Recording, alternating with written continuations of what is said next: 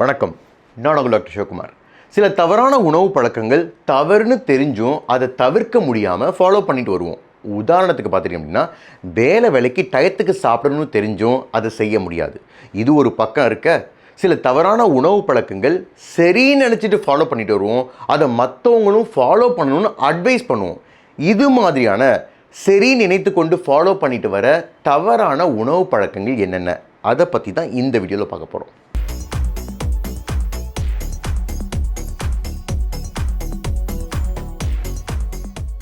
Number 1, drinking soda or carbonated drink after heavy meal to improve digestion. அதாவது சில பேர் நல்ல கட்டுன்னு சாப்பாடை கட்டிட்டு என்ன பண்ணுவாங்க, செரிமானம் ஆகணும் அப்படிங்கிறதுக்காக இந்த சோடாவோ கோலாவோ குடிப்பாங்க. இதனால் செரிமானம்லாம் ஆகாதுங்க, செரிமான கோளாறு தான் ஆகும். ஏன் தெரியுமா?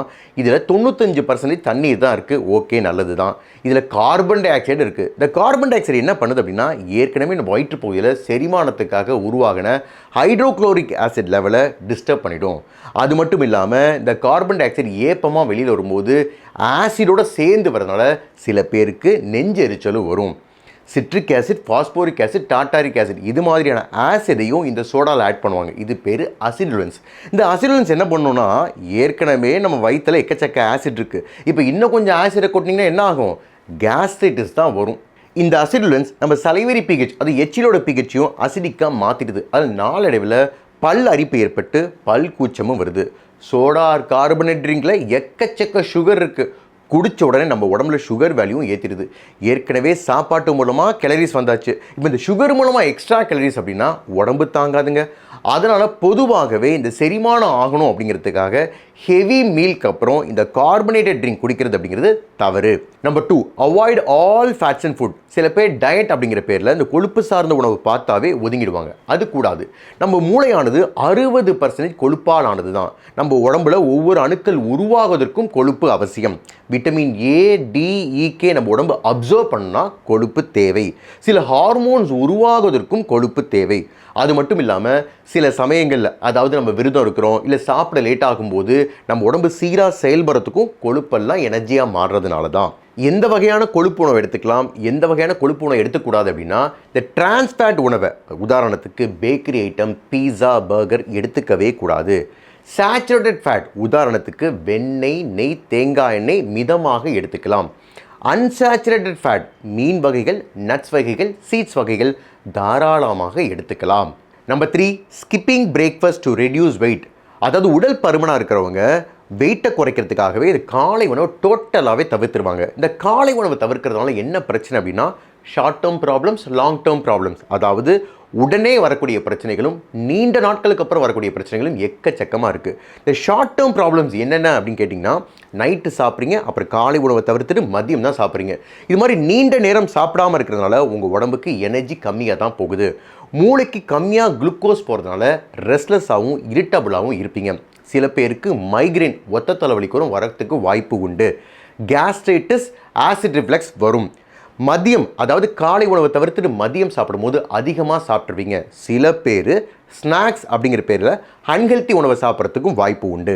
நீண்ட நாட்களுக்கு அப்புறம் வரக்கூடிய பிரச்சனைகள் என்னென்ன அப்படின்னா, ஃபஸ்ட்டு ஒபிசிட்டிங்க. ஆமாங்க, உடல் பருமன் குறையிறதுக்காக இந்த காலை உணவை தவிர்க்கிறோம். ஆனால் உடல் பருமன் குறையாது, அதிகரிக்க தான் செய்யும்.